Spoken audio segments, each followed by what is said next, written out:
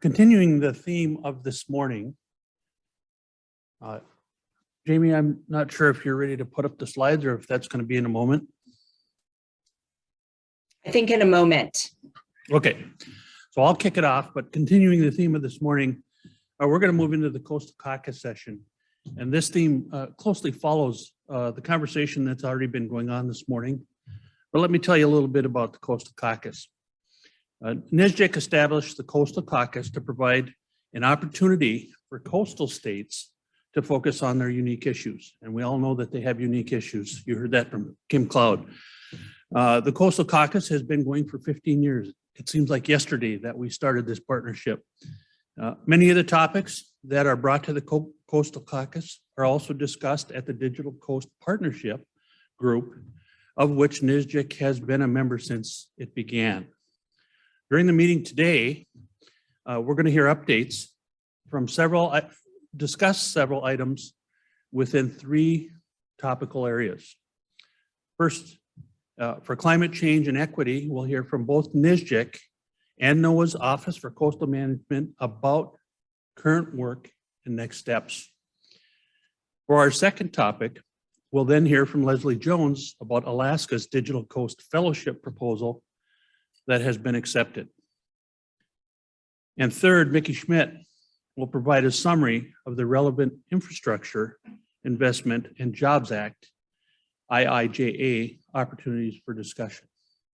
So with that, I'm going to turn it over to our first group to speak this morning. Leland, I think you're up, and Jenna will follow you. Very good. Thank you for having me, everybody. Leland Pierce, State of New Mexico.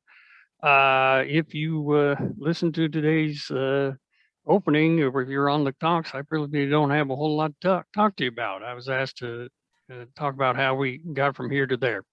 But background, at the Dallas meeting in September, we all knew that we wanted to talk about climate change.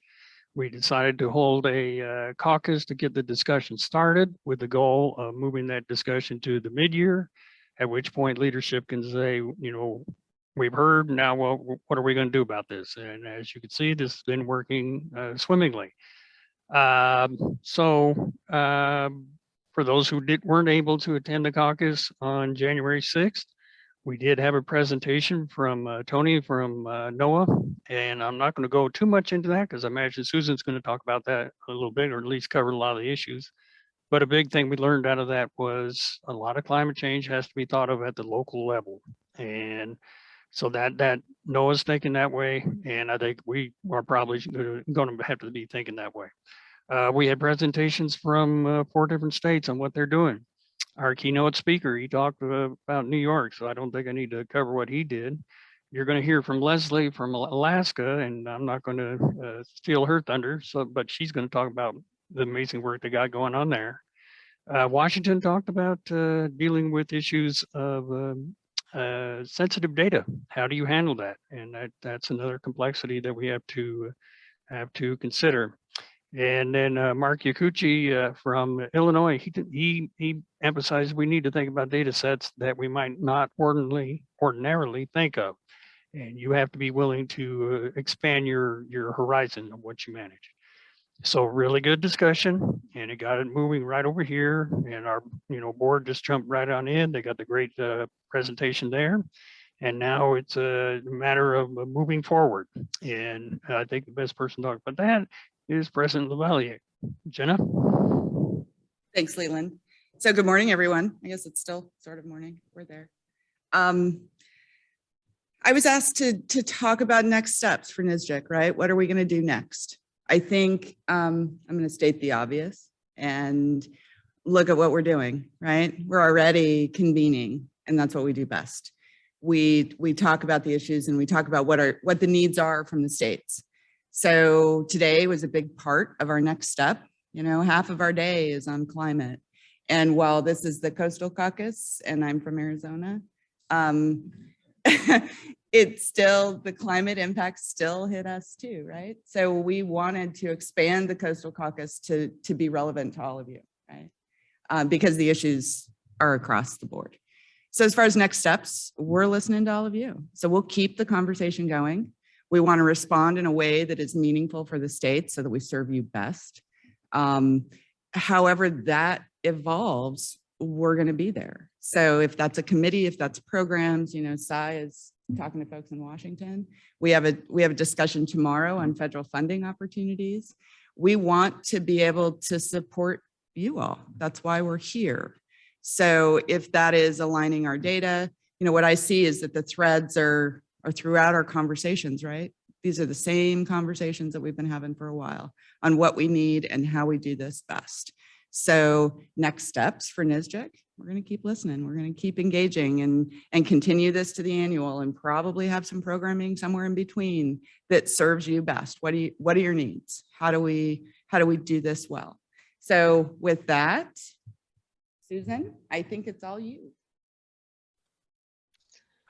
Jen, if you don't mind, I would like to say thank you to NOAA for your leadership on climate change all these years. Thank you. And just want to say thank you for that. Yeah, I agree. Thanks, Susan. Thank you, Leland and Jenna. Really appreciate that introduction and kind of the overview.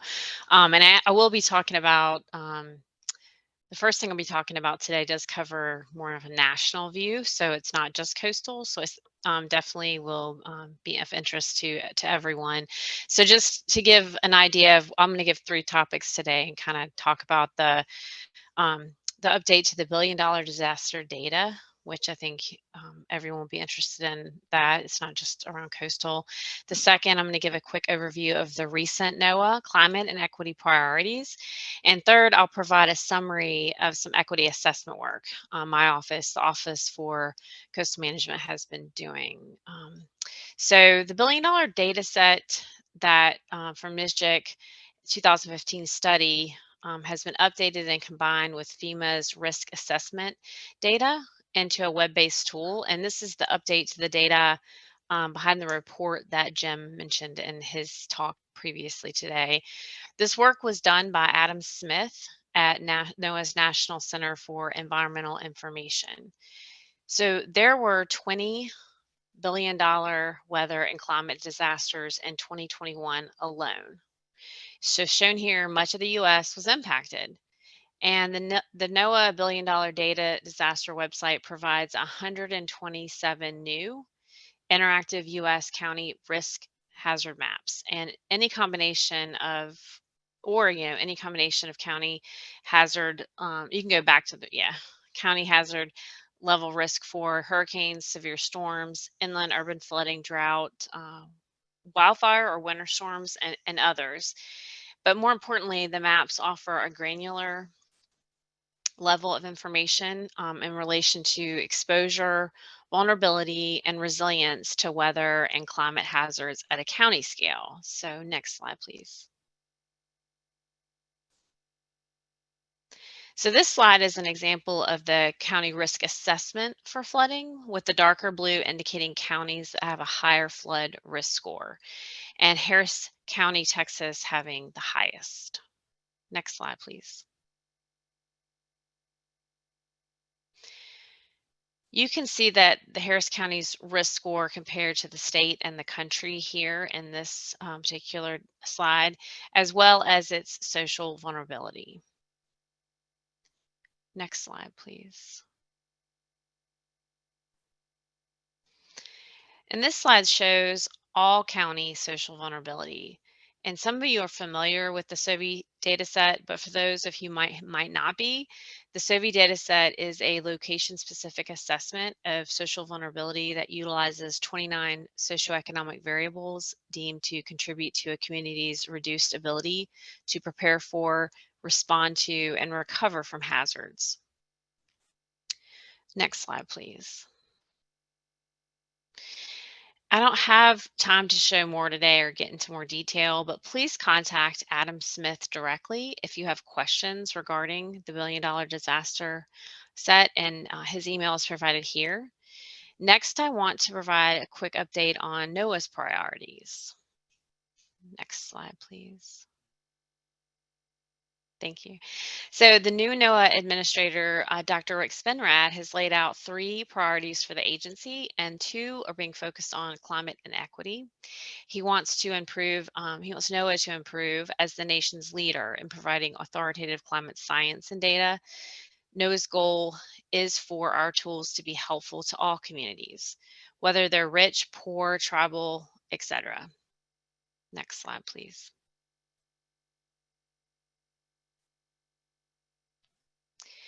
And since last year, NOAA has hosted a series of 8 climate and equity roundtables in the regions across the U.S. to learn more about challenges stemming from climate-related impacts to vulnerable populations and gain an understanding of the ongoing activities to address the impacts in the communities where these populations live and identify ways that NOAA can partner to support community needs. So during these sessions with stakeholders that were impacted by hazards, local planners and stakeholders expressed the need for generating data at a scale that is actionable for use by underserved and overburdened communities, and ensuring the delivery of the information is in a way that is usable by community-based nonprofit organizations. More about the roundtables and other NOAA environmental justice can be found on NOAA's homepage, or you can just Google NOAA and equity. Next slide, please.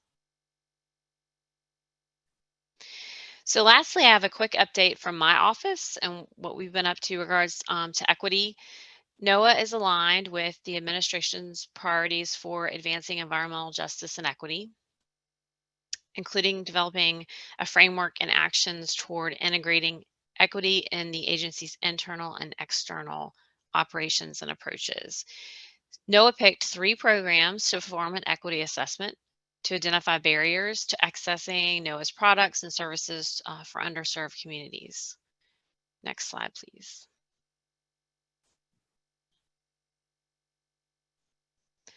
And one of the 3 programs that was selected was the OCM's Sea Level Rise Viewer. Many of you have seen this or are familiar with the Sea Level Rise Viewer, and this is just a screen grab of that. And the assessment was conducted on how this was developed, who uses it, and how we can improve access to all communities. The primary slide, next slide, please.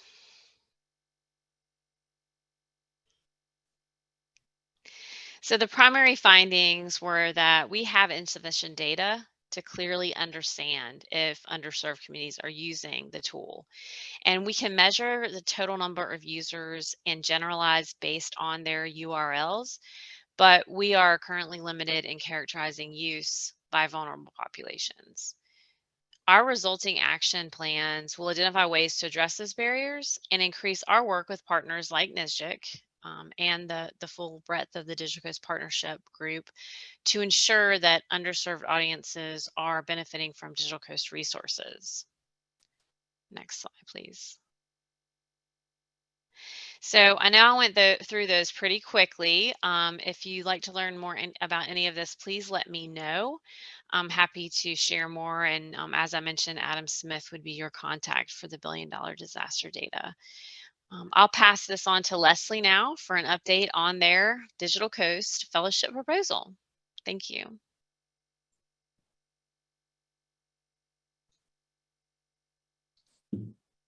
Morning. All right, thanks. Alaska is home to 250 Native communities, rural and Native communities. 227 of these are actually federally recognized tribes, 227 federally recognized tribes in Alaska.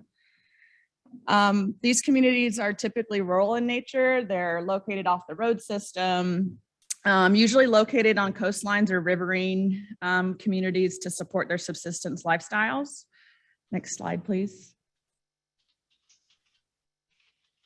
In 2019, the Denali Commission designated 144 of these communities as threatened, which means they are facing some degree of erosion, infrastructure damage, flooding, permafrost thaw, or a combination of all 3, which are expected to worsen with climate change.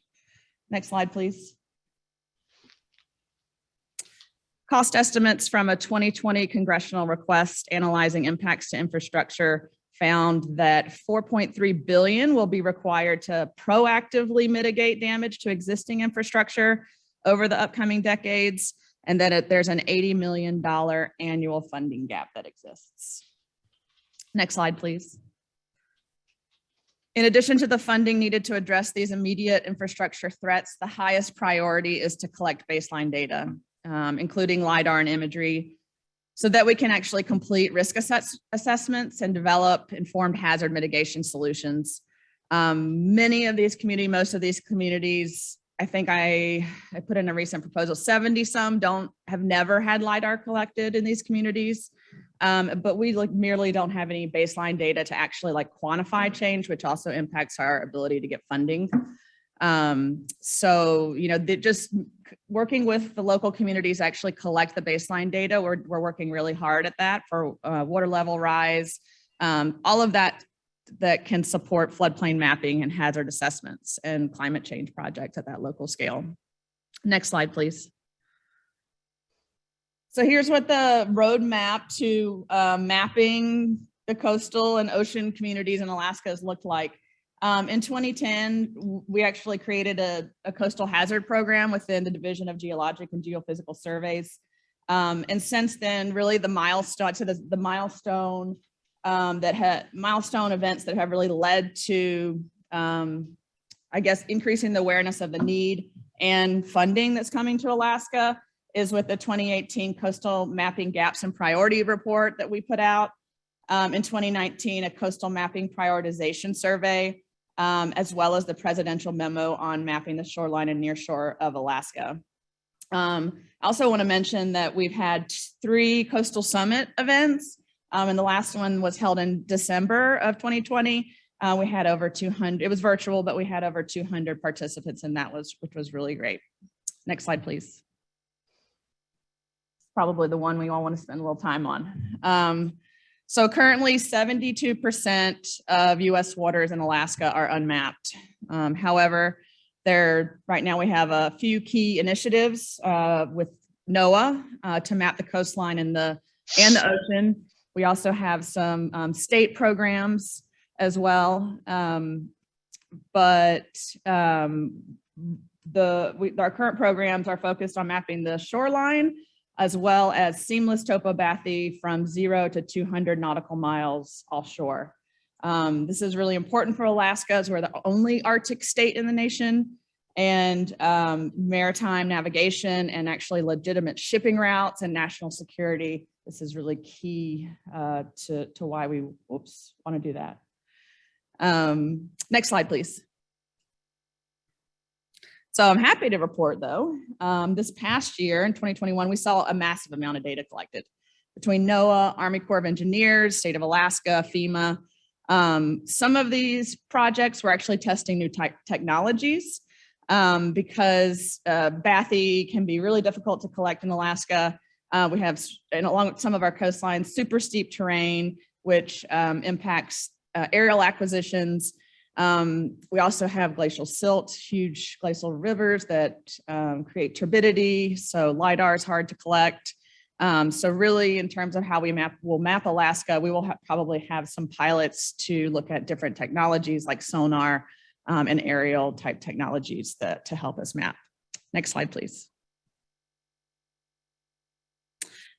So, Alaska's 1/5 the size of the lower 48. I'm like a broken record there. So, coordination is key between state, federal, local, and tribal native communities. And so this past year, we created a coastal and ocean working group within our council, which is called the Alaska Geospatial Council.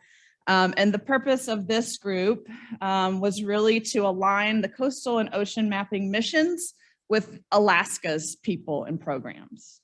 So building that Alaska-based community to support all of the federal and state initiatives right now that are going on to support the coastal and ocean mapping initiatives. Why is this important? It doesn't really, we all do this, but in Alaska, we find that a lot of times programs are led by people in the lower 48, which sometimes don't have the knowledge of how difficult it is to actually acquire data in Alaska.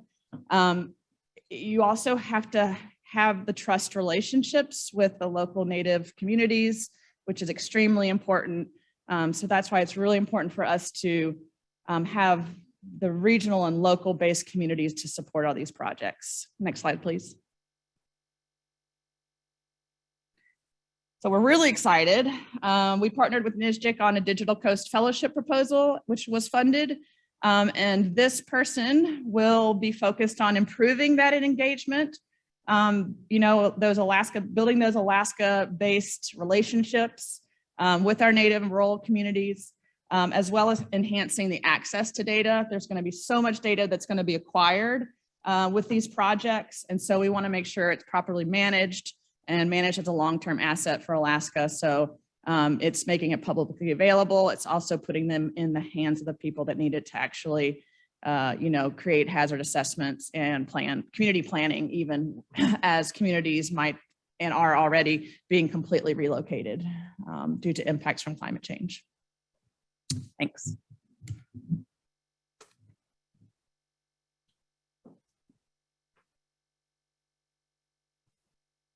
All right. All right. Hi, everybody. Nikki Schmidt here from Charleston, South Carolina. Leslie, thanks for that overview. And we too are extremely excited to have Alaska host another and their second Digital Coast Fellow this coming round. Also, just a note to all other states eligible for those Digital Coast fellowships as they come around.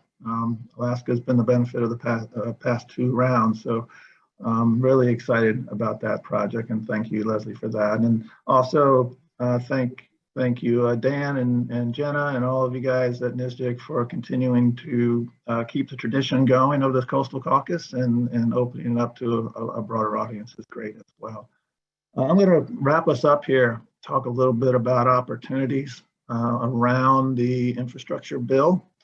Unfortunately, I can't give a whole lot of detail, but I hope I can spark some conversation with some of the opportunities we have before us with the funding that is allocated, just not the plans for which we can't disclose at this point. But good news coming.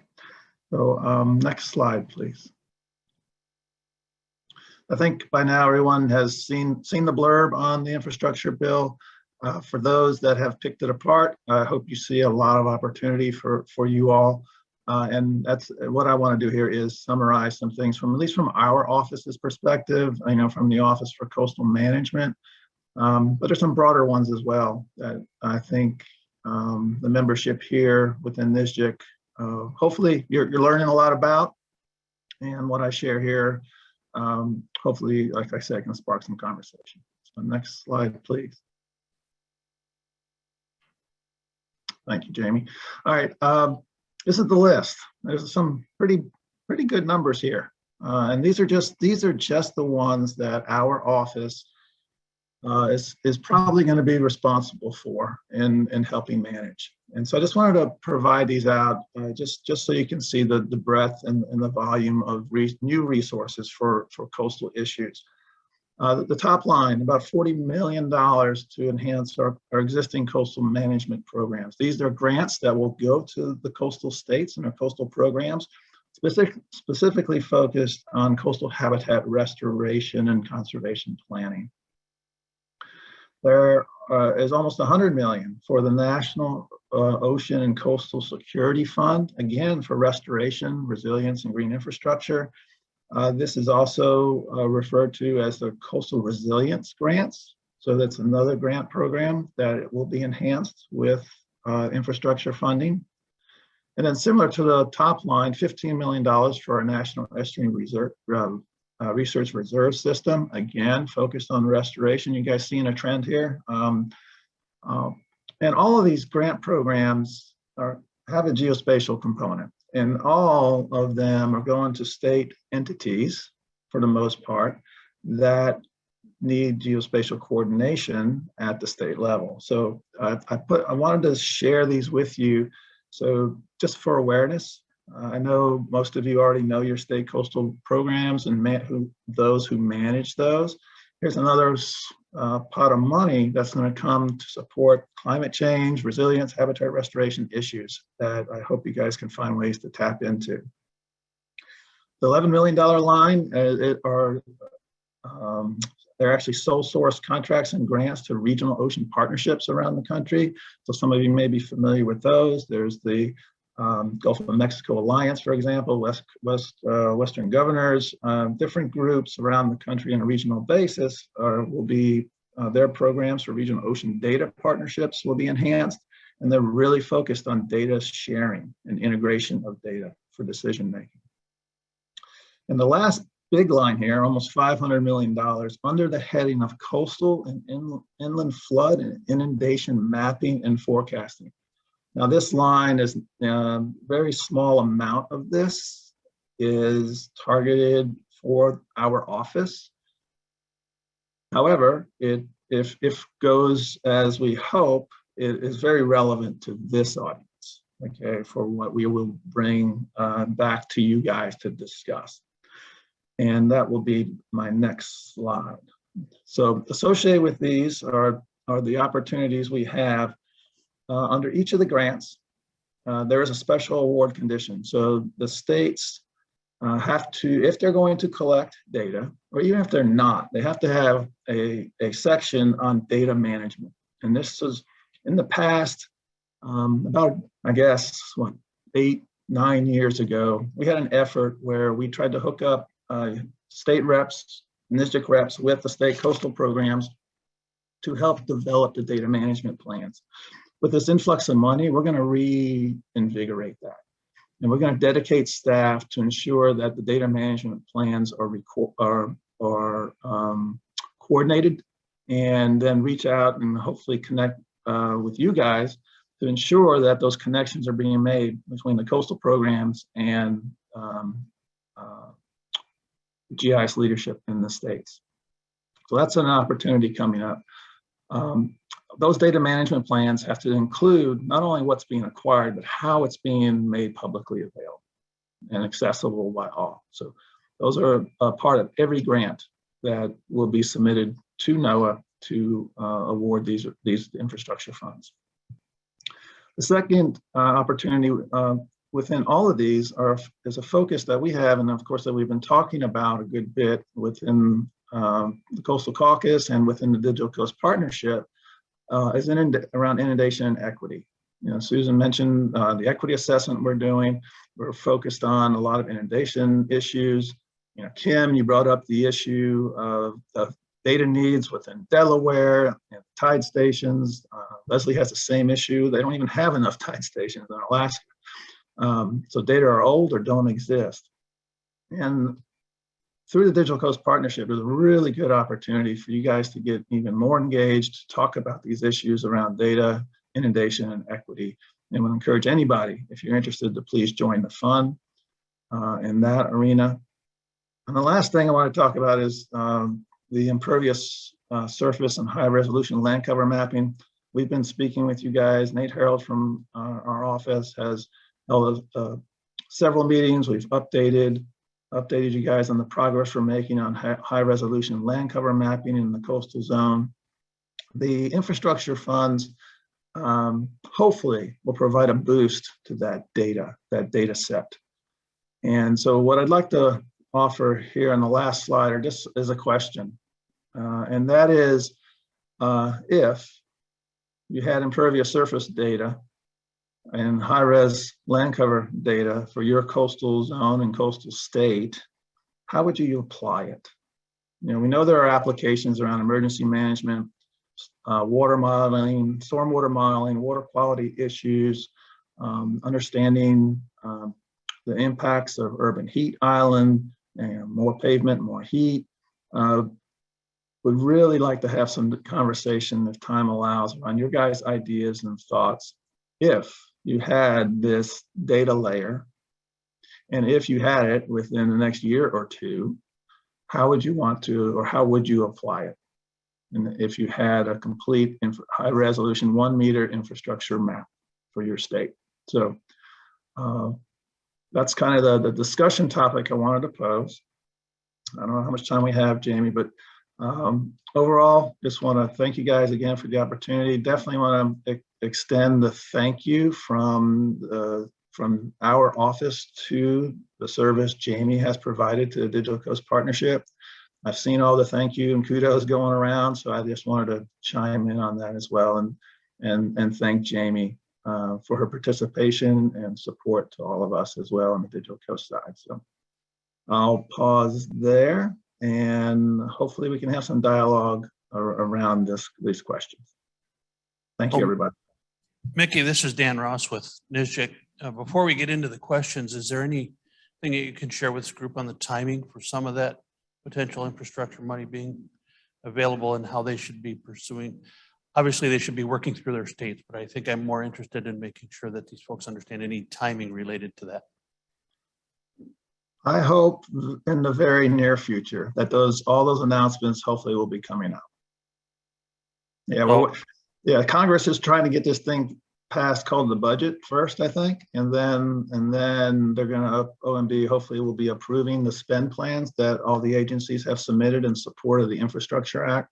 I know NOAA, we've submitted our spend plan over 6 weeks, 5-6 weeks ago, I think. So we're just waiting, and hopefully the timing will be pretty imminent. So to summarize for states, I hear you saying that states should be working on their potential grant applications or plans now. Well, the coastal states coastal programs are aware of this funding stream that's coming, and they should be pretty prepared for this, hopefully some additional opportunity to come to them. And then the opportunity for you all to, I hope, get coordinated with those state coastal programs. Thanks, Mickey. Mhm. Can you put this questions back up on the screen, Jamie, so that we can initiate some conversation here in the room?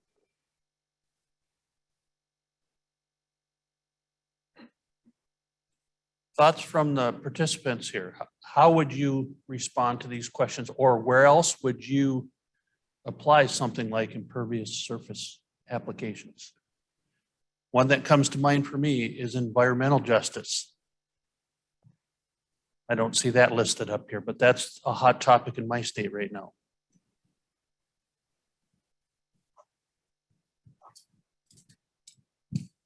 That's helpful, Dan. Thank you. This is Leslie from Alaska. I just a couple that I could think of off the top of my head would be risk assessment. I'm not sure if I'm supposed to say that word. What am I supposed to say? I'm supposed to say something else. Yeah. So I'm thinking more in Alaska, landslide. Again, in Southeast, we have those super steep, really in communities that are super steep and then right into the ocean. And so I'm thinking more kind of landslide risks types assessment. And then also, of course, salmon habitat. This is a good way that impervious surface analysis to look at impacts to salmon habitats is something that is done a lot in Alaska. Susan Miller, Georgia. Unfortunately not related to climate change, but useful for tax assessment. Hark Yakuchi from Illinois. As far as like the water quality part of it, I know we would be using it in the Chicago area for groundwater modeling and aquifer recharge.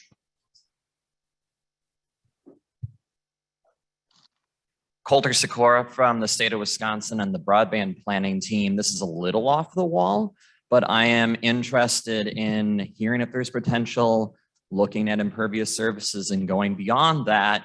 Can we flesh that out a little bit to identify infrastructure thinking along the lines of broadband expansion? Yeah, great point. That's another funding stream that I know you guys are aware of. Through the infrastructure bill was a big chunk of change for expanding broadband on the order of $50 billion, right? Sorry, with a B.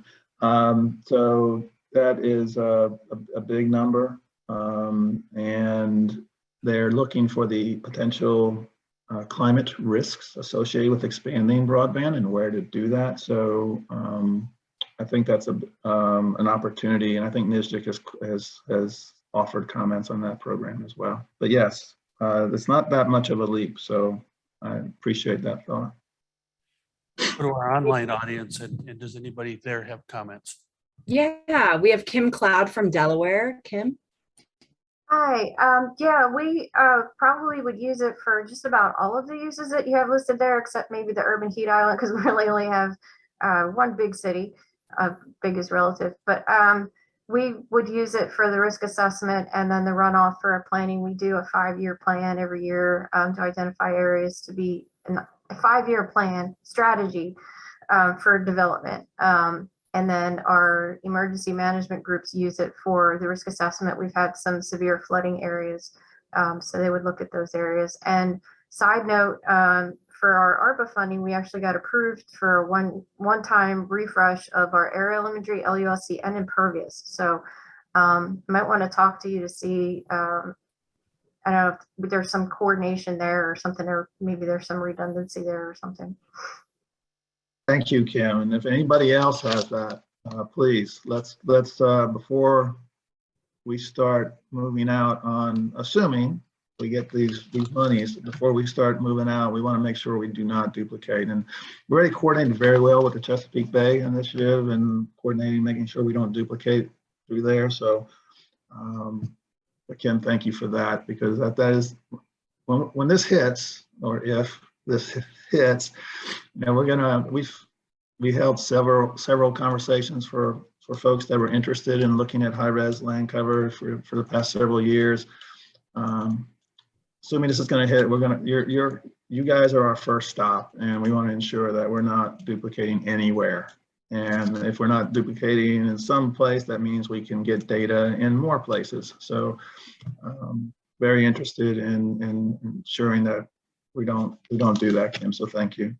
We should probably talk and involve our coastal management and coordinate, because we might want to do some buy-ups and stuff. So I still think there's some opportunities for collaborating there. So yeah, and thank you for that great hyphenated word as well, buy-ups. That's what we're looking at as well, where our planned monies will only go so far, and we'll be wanting to work with each of you guys to see what we can do to help with that as well, because our monies won't get every part of every coastal state.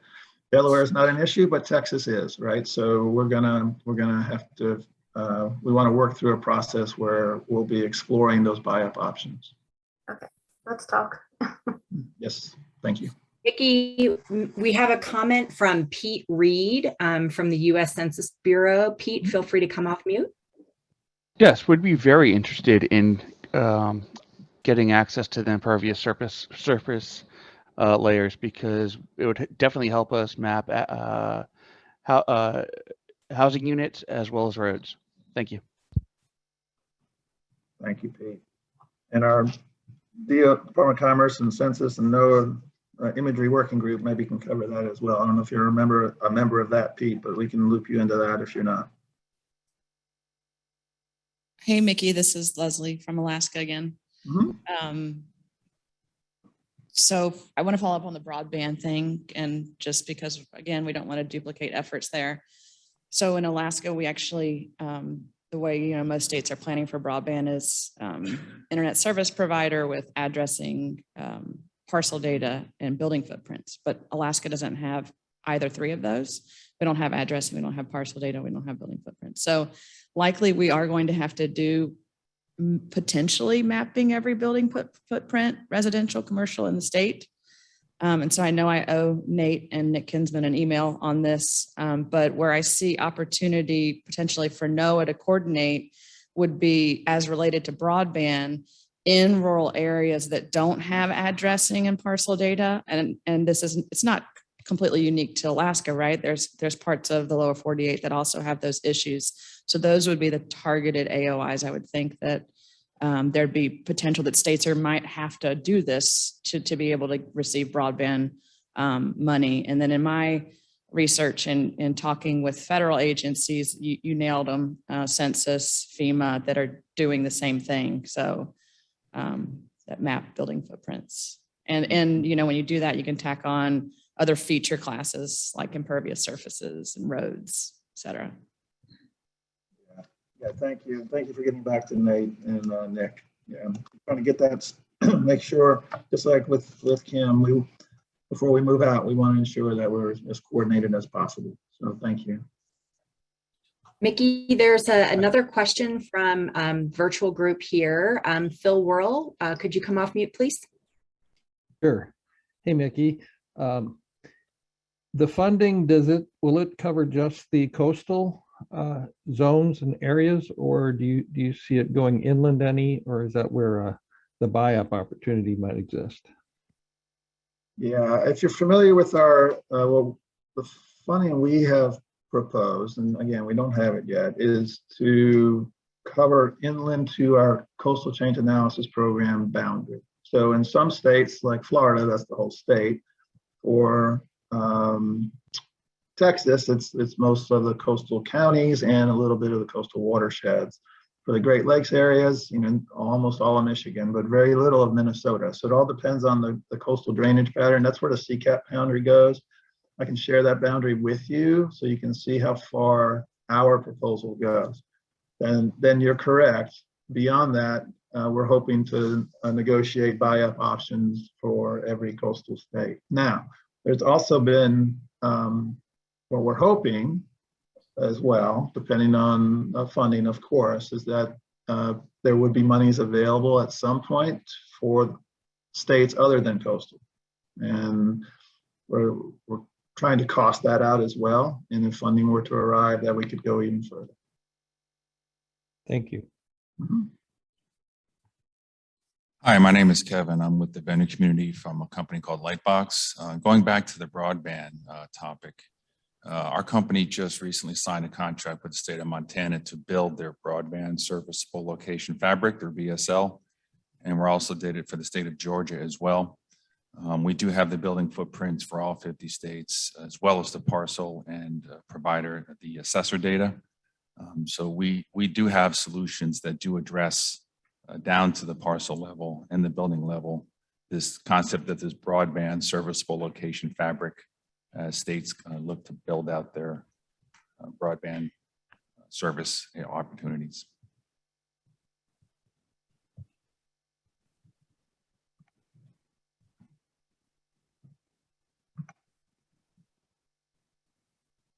I've not seen any more questions in the room here. Jamie, is there any more online?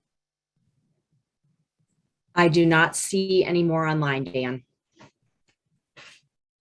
Mickey, do you have any other questions for this group? No more questions. Just really appreciate you guys offering how you'd be using it, and I foresee hopefully in the near future to reconvene prior to the end of the year's meeting, hopefully within the next month or so, for those interested in this potential data stream to get together and ensure that we're coordinated well. And also, if you have any questions about who within your state coastal zone programs to connect with on those grants, let us know as well. Susan or I can easily make those connections for you if you don't have them.